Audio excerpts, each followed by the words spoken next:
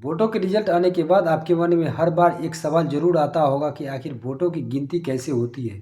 और आज इस वीडियो में आसानी से हिंदी भाषा में समझाएंगे कि कैसे होती है ये पूरी प्रक्रिया।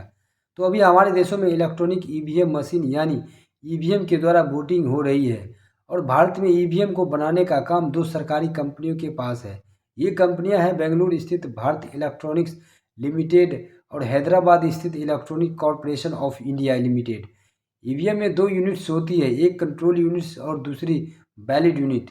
कंट्रोल यूनिट चुनाव अधिकारी दबाते हैं, ये बटन दबाते ही बैलेट यूनिट एक्टिव हो जाती है और वोट डाला जाता है। वोट डालने के बाद सिग्नल की आवाज़ आती है जिससे पता चलता है कि वोट डल चुका है। और वीवीपैट की मशीनें जो ईवीएम से कनेक्ट होती है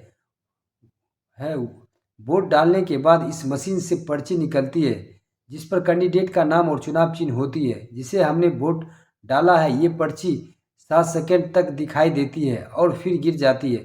वोटिंग खत्म होने के बाद ईवीएम और वीवीपैट को जिस जगह रखा जाता है उसे स्ट्रांग रूम कहा जाता है। यहाँ बेहद ही कड़ी सुरक्षा होती है। स्ट्रांग रूम में 24 घंटे सीआरपीएफ के जवान तैनात रहते हैं। इसकी 24 घंटे सीसीटीवी से निगरानी भी होती है। जहाँ वोट की गणना होती है उस काउंटिंग सेंटर में 14 टेबल होते हैं। इसके अलावा एक एक टेबल रिटर्निंग ऑफिसर और ऑब्जर्वेशन के लिए भी होती है। काउंटिंग सेंटर में उम्मीदवार या उनके एजेंट को भी मौजूद रहने की इजाज़त रहती है। अब बारी आती है वोटों की गिनती की। वोटों की गिनती अलग अलग राउंड्स में होती है। गिनती सुबह 8 बजे से शुरू होती है। सबसे पहले पोस्टल बैलेट गिने जाते हैं। उसके 30 मिनट बाद ईवीएम को लाया जाता है। मतगणना कर्मी और प्रत्याशी के एजेंट ईवीएम को खोलने जाने से पहले उसकी जांच करते हैं। उसके बाद वोटों की गिनती शुरू होती है। ईवीएम का पावर ऑन किया जाता है और रिजल्ट बटन का सील हटाई जाती है।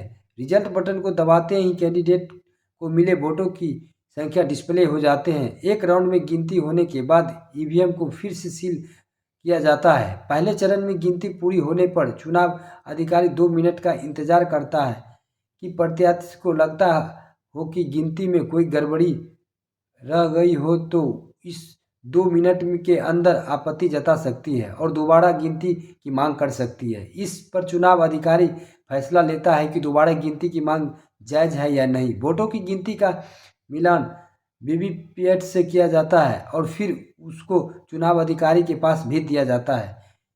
काउंटर हॉल में एक ब्लैक बोर्ड भी होता है जिससे हर राउंड के बाद प्रत्याशी को कितने वोट मिले हैं ये लिखा जाता है। फिर लाउडस्पीकर से घोषणा किया जाता है। इसे ही रुझान कहा जाता है जो आप टीवी पर भी देखते हैं। काउंटर हॉल में अंदर मोबाइल फ़ोन ले जाना मना होता है। अंदर मीडिया वालों को भी आने की इजाज़त नहीं होती है। फिर ऑफिशियल कैमरे से ही वीडियो रिकॉर्डिंग की जाती है। दूसरे कैमरे से भी रिकॉर्डिंग नहीं किया जा सकता है। वोटों की गिनती के बारे में ये जानकारी आपको कैसे लगे कमेंट बॉक्स में लिखकर ज़रूर बताएं। और ऐसे ही खबरों के लिए अपडेट जानने के लिए हमारे चैनल को सब्सक्राइब कर दीजिए। धन्यवाद।